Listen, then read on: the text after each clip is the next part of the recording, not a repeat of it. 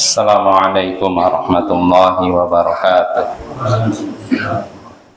Alhamdulillah wassalatu wassalamu ala Rasulillah wa ala alihi wa sahbihi wa man wala, amma ba'd.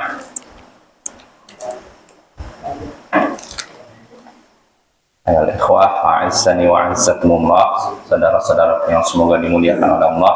Kita bertemu kembali di malam Ahad untuk mengkaji kitab Masailul Jahiliyah allati khalafa fiha Rasulullah sallallahu alaihi wasallam ahlul jahiliyah. Masalah-masalah jahiliyah yang mana Rasulullah sallallahu alaihi wasallam menyalahi orang-orang jahiliyah dalam hal tersebut. Karya Syekhul Islam Muhammad ibn Abdul Wahhab bin Sulaiman At-Tamimi rahimahullahu ta'ala. Ya, pada pertemuan sebelumnya kita sampai ke masalah jahiliyah yang ke-72 dan 73. Yang terakhir 73 kita kemarin ngebut wa tarkiz zinati fil libas. Sifat orang jahiliyah, mereka meninggalkan perhiasan dalam hal pakaian. Maksudnya di sini diterangkan oleh Syekh Shalih Al-Fauzan, wa amma ta'abbuduhum bitarki zinatillah ay taqarrubuhum ila Allah bitarki zinatillah ay bi atazayyun bil libas. Jadi mereka orang jahiliyah, sifat orang jahiliyah, mereka beribadah kepada Allah dengan meninggalkan perhiasan yang Allah berikan. Maksudnya apa? Mereka mendekatkan diri kepada Allah dengan tidak memakai pakaian. Ya, seperti apa contohnya? Kanu yatufuna bil baiti uratan. Dulu mereka tawaf di Ka'bah dalam keadaan tidak memakai pakaian. Jadi mereka beribadah kepada Allah dengan meninggalkan pakaian. Ya, meninggalkan rezeki yang sudah Allah berikan. Nah, ini sifat orang jahiliyah, ya. Faraddallahu alaihim biqaulih, maka Allah pun membantah mereka dengan firman-Nya, "Qul man harrama zinatallah." Katakanlah wahai Rasul, siapa yang berani mengharamkan perhiasan Allah? Perhiasan Allah maksudnya ini pakaian. Ini kan perhiasan yang sudah Allah berikan kepada kita. Maksudnya apa? Ma huwa dalilukum ala ma taf'alun min tarkil libas wa tajammuli wa tarkit thayyibat min rizq. Apa dalil kalian? Apa landasan kalian? Apa sandaran kalian tidak memakai pakaian, tidak mau dandan, berhias, dan tidak mau memakan rezeki Allah yang baik? Apa landasan kalian? Apa alasan kalian? Jadi nggak ada alasan. Kata Syekh, li'anna tahrima yahtaju ila dalil. Karena untuk mengharamkan ini butuh dalil. Ya. Kenapa? Wal aslu fil libas wal ma'kali wal masyarib al-hil. Karena asalnya pakaian, makanan, minuman ini halal. Ini sering kita ulang, asalnya segala sesuatu yang ada di bumi ini halal. Sampai datang ayat atau hadis yang menyatakan haram. Jadi silahkan kita melakukan apapun, masalah dunia, silakan kita makan makanan apapun, silakan memakai pakaian apapun, silakan meminum minuman apapun, selama tidak ada yang mengharamkannya, selama tidak ada ayat Al-Quran atau hadis yang mengharamkannya. Kalau tidak ada, silakan minum, silakan pakai, silakan makan. Nah, ini dalam masalah dunia ya. Adapun dalam masalah agama, asalnya jangan dikerjakan sampai ada perintahnya. Jadi jangan dibalik, dalam masalah agama silakan lakukan sampai ada yang melarangnya. Dalam masalah dunia jangan lakukan sampai ada yang memerintahkannya. Ini keliru. Ya, jadi yang benar dalam masalah agama kita tidak boleh melakukan apapun, ibadah apapun sampai ada perintahnya, baik dalam Al-Quran maupun hadis.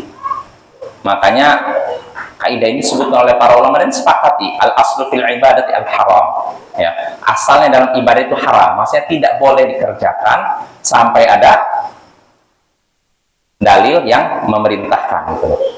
Ini dalam masalah ibadah agama ya. Adapun dalam masalah dunia asalnya boleh.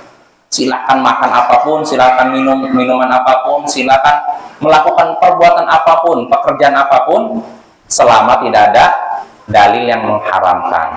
Nah, tidak ada dalil yang mengharamkan memakai pakaian ketika ihram, bahkan itu diwajibkan. Tapi anehnya orang-orang jahiliyah ibadah kepada Allah dengan tidak memakai pakaian. Jadi Bapak-bapak, kalau zaman sekarang ada sebuah sekte yang mengajarkan anggotanya untuk ibadah dengan telanjang, ini udah ada contohnya. Iya tidak? Orang jahiliyah udah ada nih, orang-orang musyrik di zaman jahiliyah. Mereka ibadah pada Allah tidak memakai pakaian sama sekali. Jadi benar-benar nggak ada pakai pakaian ya. Ujung kepala atau ujung kaki ini terbuka semuanya, termasuk perempuan. Tapi jangan dibayangkan ya.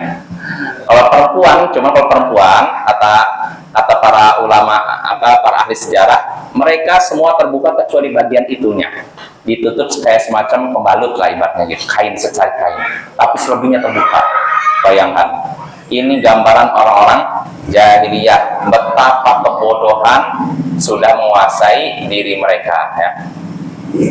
Mati. Ya, ini masalah mengharamkan asal segala sesuatu itu halal ya. Karena di sini Syekh menjelaskan li anna Allah khalaqa hadhil asya li ibadi. Karena Allah menciptakan semua tadi untuk hamba-hambanya. Allah menciptakan segala makanan, menciptakan segala tumbuhan, menciptakan segala hewan. Ini untuk hambanya, untuk manusia, untuk kita semua. Kalau memang Allah menciptakan ini semua untuk kita, nggak mungkin itu haram, ya tidak? Ya, kecuali tertentu saja, babi jelas, hewan buas ya. Tapi selain itu semua hukum asalnya halal.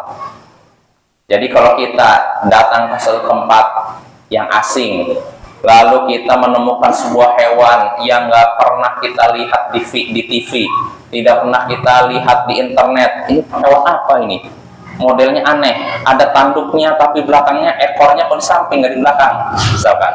Nah, ini halal apa haram?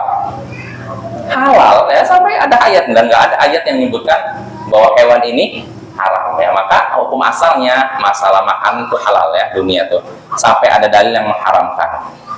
Nah ini ya, lalu kata Syekh ini wa kama fil hadits sahih, sebagaimana ada dalam hadis sahih, innallaha jamilun yuhibbul jamal. Sesungguhnya Allah itu maha indah dan mencintai keindahan.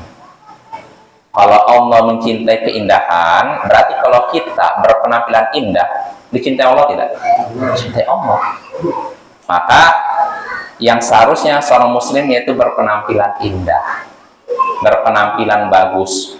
Jangan berpenampilan sengaja berpenampilan untuk terlihat lusuh, kotor atau bau, nah, seperti itu. Karena sekali lagi ini terjadi pada kaum sufi. Kaum sufi mereka memakai pakaian yang kotor, berminggu-minggu, berbulan-bulan tidak cuci, sampai muncul kutu di pakaian mereka. Kadang mereka tinggal di tempat-tempat sampah. Dan ini bukan sufi zaman dahulu, zaman sekarang pun ada. Jadi bagi mereka itulah ibadah kepada Allah. Bentuk mendekatkan diri kepada Allah yang paling mulia yaitu berpenampilan seperti itu. Makin dihina oleh manusia berarti makin dekat dengan Allah kata mereka.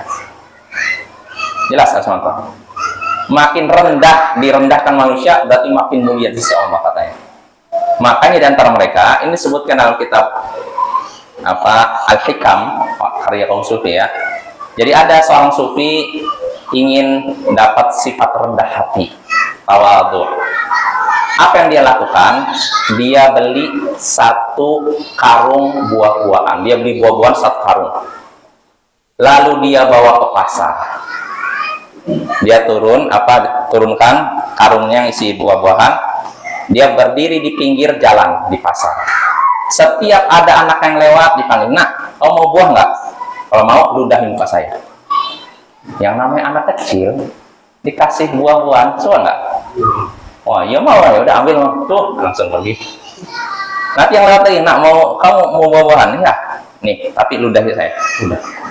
Setiap anak yang lewat dikasih buah lalu meludahi mukanya.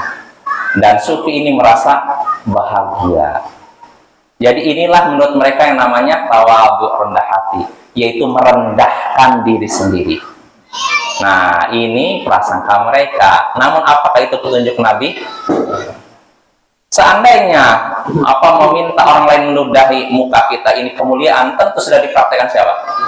Nabi kita kan? Atau dipraktekkan Abu Bakar kan? Misalnya, tolong meludahi muka saya. Tapi nggak seperti itu ya.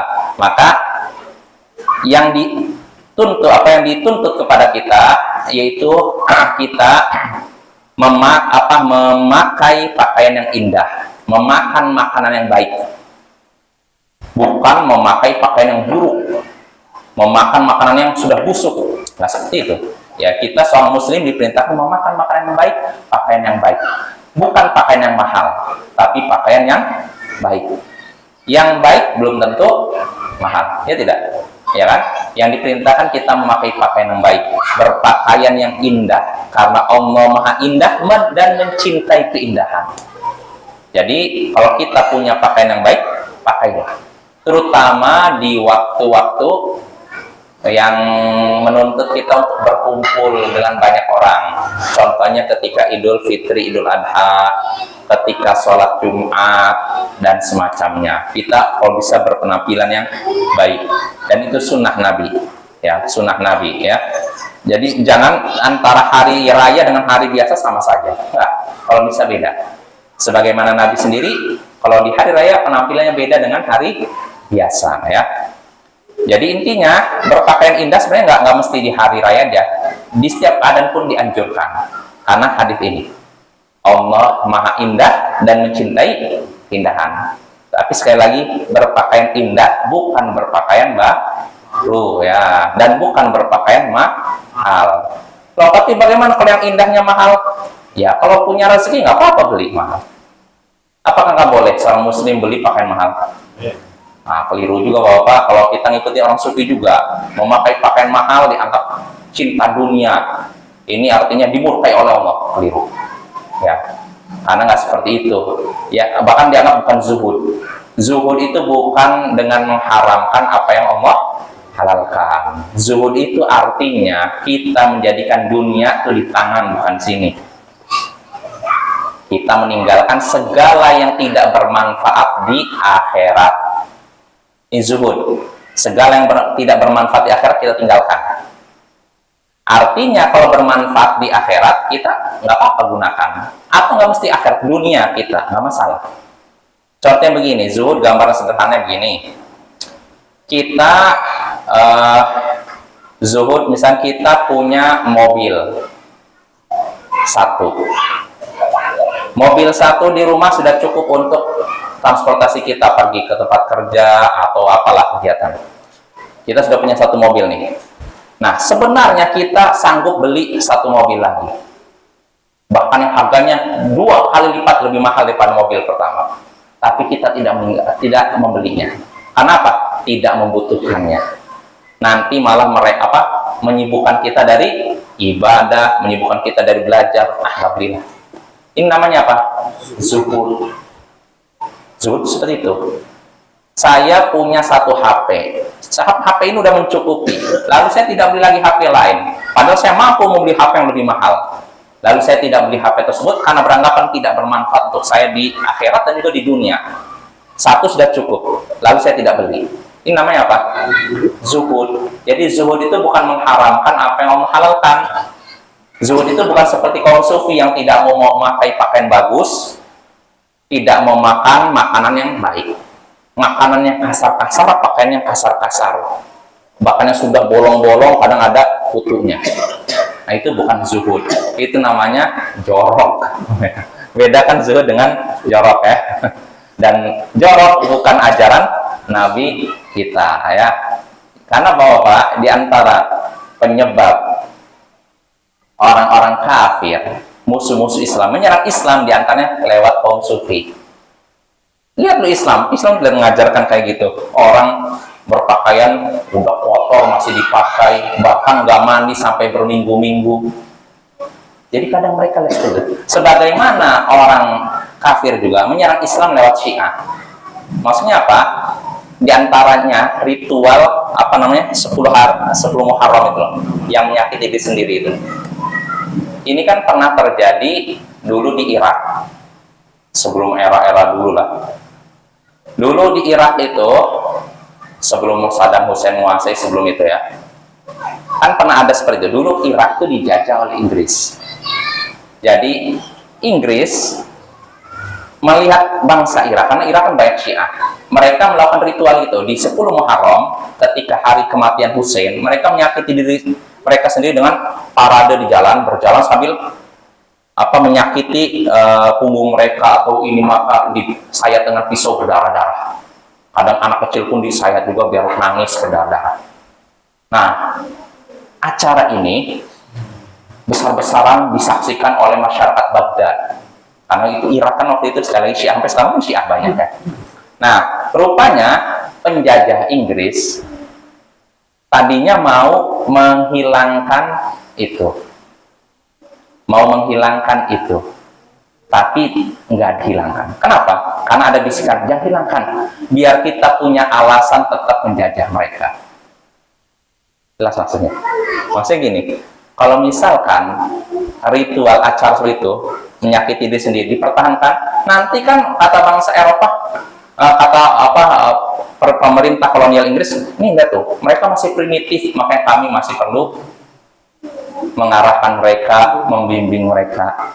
Jelas. Jadi Inggris punya alasan untuk terus menjajah Irak lewat perbuatan kaum Syiah. Nah, begitu pula kadang di beberapa tempat orang sufi pun jadi senjata bagi penjajah untuk mempertahankan dominasi mereka, penjajahan mereka. Dan memang rata-rata kaum sufi dengan penjajah itu segini, selalu sejalan. Karena apa? Di antara prinsip kaum sufi tidak ada jihad. Namanya jihad itu apa? Jihad melawan hawa nafsu. Nggak ada jihad angkat senjata. Jelas ya? Kecuali mungkin ada beberapa tertentu, beberapa kelompok sufi yang angkat senjata, betul ada, kita nggak ingkari. Tapi ketika ada kaum sufi yang angkat senjata, itu sebenarnya menyalahi prinsip mereka sendiri. Karena di antara prinsip mereka nggak ada jihad angkat senjata. Jihad itu cuma jihad melawan hawa nafsu. Dan ini serupa dengan Ahmadiyah, ya kan? Makanya kenapa penjajah Inggris mempertahankan Ahmadiyah, bahkan menyokong, memberikan dana besar kepada Ahmadiyah di India? Ya karena apa? Di antara prinsip Ahmadiyah nggak ada jihad di zaman sekarang. Ahmadiyah itu Bapak-Bapak, yaitu sebuah kelompok yang meyakini ada nabi baru setelah Nabi Muhammad, namanya Mirza Ghulam Ahmad. Nah, mereka mengikuti Mirza Ghulam Ahmad ini, makanya disebut Ahmadiyah. Ini kan bukan Islam lagi kan? Sudah meyakini ada nabi setelah Nabi Muhammad. Nah, di antara prinsip Ahmadiyah, kelompok Ahmadiyah, nggak ada jihad. Nah, ketika itu kan Inggris lagi menjajah India. Tiba-tiba muncul Ahmadiyah, ternyata nggak ada jihad. Kira-kira adanya Ahmadiyah menguntungkan Inggris atau merugikan Inggris? Wah, Inggris. Makanya Inggris melindungi, bahkan menyokong, memberikan sokongan dana, bahkan tokoh-tokohnya masih bertahan di Inggris bagian. Jadi Ahmadiyah ini menyebarkan, punya TV satelit itu dari Inggris disebarkan untuk merusak umat Islam. Nah ini Bapak ya. Jadi sekali lagi, kita umat Islam diperintahkan, dianjurkan memakai pakaian yang indah. Sebab itulah apa yang diperintahkan oleh Allah dan diperintahkan oleh Nabi kita. Ya contoh dalam hadis tadi, innallaha jamilun yuhibbul jamal. Sesungguhnya Allah itu maha indah dan mencintai keindahan. Fatarkul jamali min babil wara'i laisa min dinil Islam. Tidak mau berpenampilan indah dalam rangka waro. Waro itu apa? Masih ingat? Dalam rangka apa? Menjaga diri supaya tidak terjatuh pada yang haram. Oh, saya nggak mau pakai yang bagus kalau tidak terjatuh pada yang haram. Ini bukan termasuk agama Islam. Bukan termasuk ajaran Islam. Sekali lagi. Tapi ajaran jahiliyah, orang-orang jahiliyah. Maka kata Syekh, fal yatajammal bil libas wal ya'kul minat thayyibat wa yashkurillahi azza wa jal.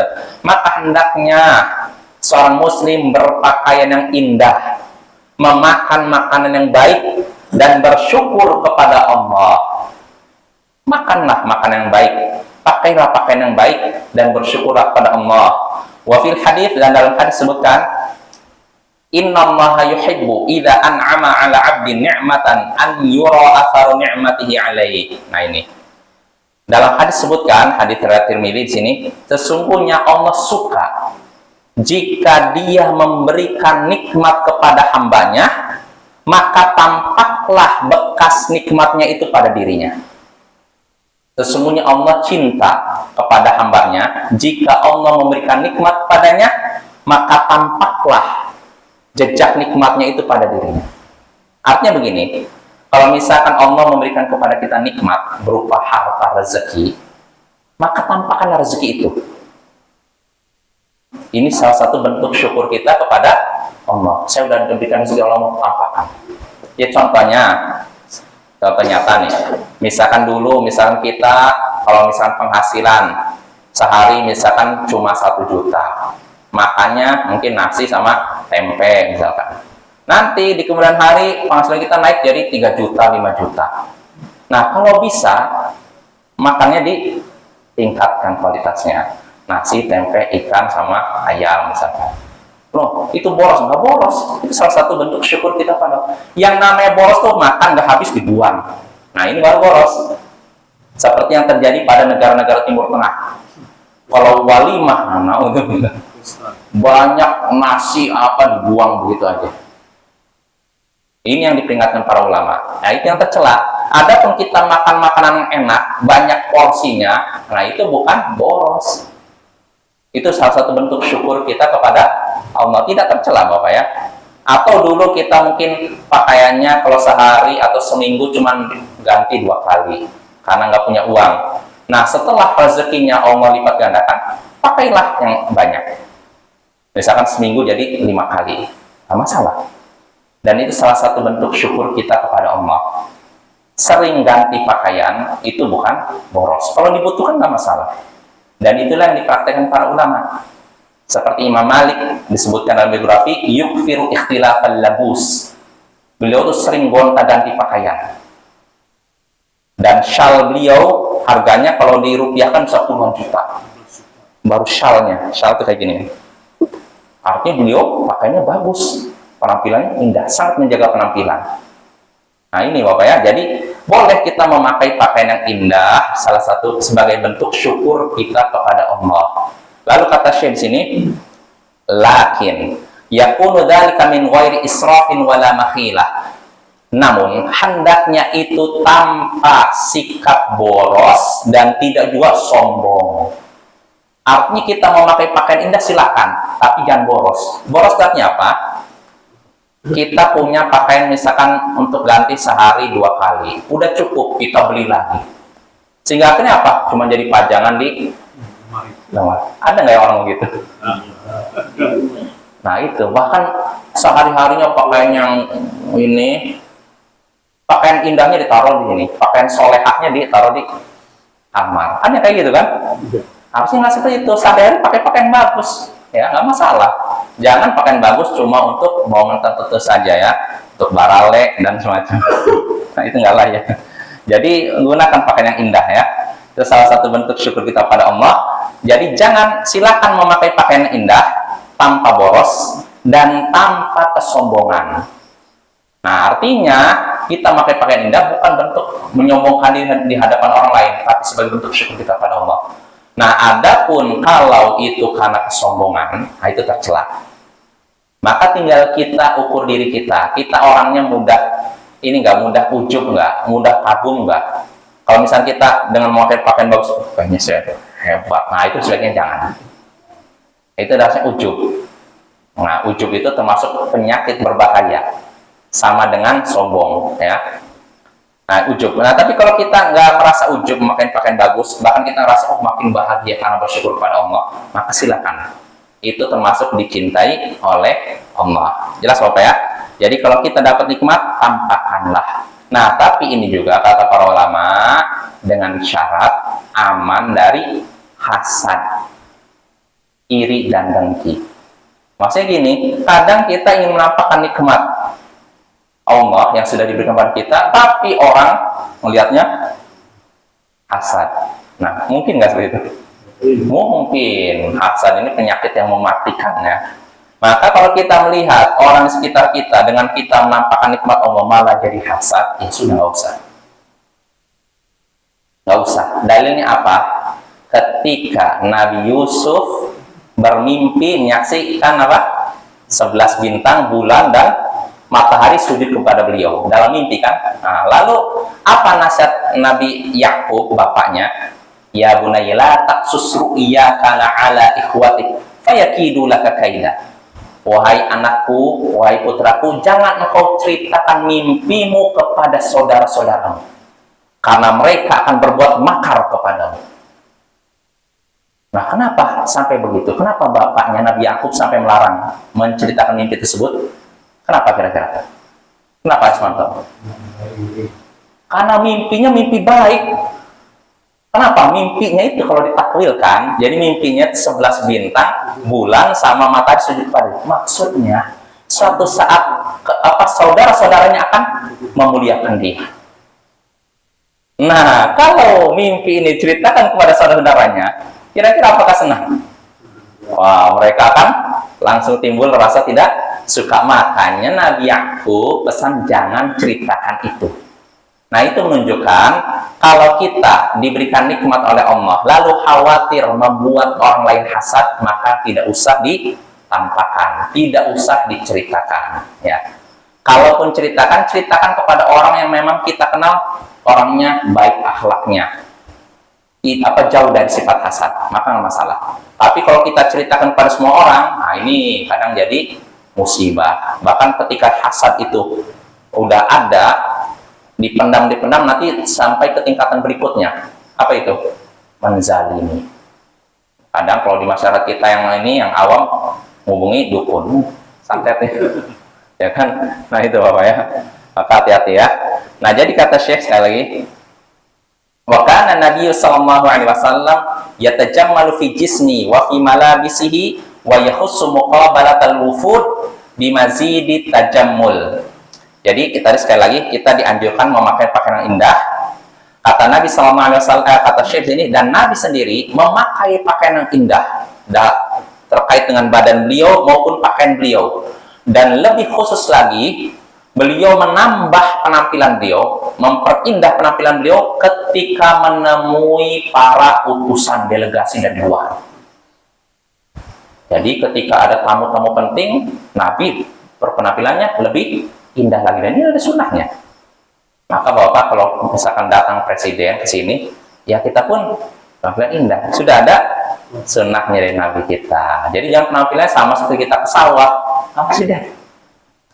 Karena saya pernah lihat di Instagram, ya itu mungkin karena Pak Gubernur kita nih Sumatera Barat berkunjung mendadak ke rumah warga.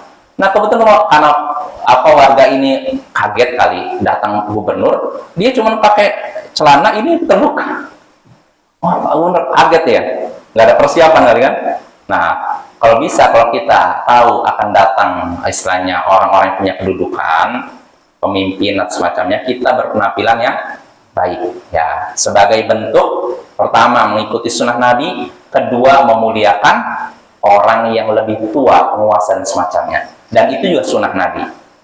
Jadi kita dua dapat pahala. Pertama, pahala sunnah Nabi yang ini, beliau berpenampilan indah. Kedua, kita sudah mengikuti tuntunan Nabi untuk memuliakan orang yang punya kedudukan. Nah, jelas Bapak ya. Jadi berpenampilanlah indah selama tidak boros dan selama tidak menimbulkan kesombongan dan tidak menimbulkan hasad dari orang lain. Nah, itu masalah jahiliyah yang ke 73. Nah, sekarang kita masuk masalah berikutnya, masalah jahiliyah berikutnya. Masalah yang ke-74. Da'watuhumun nasa ila dhalal bi ghairi ilm.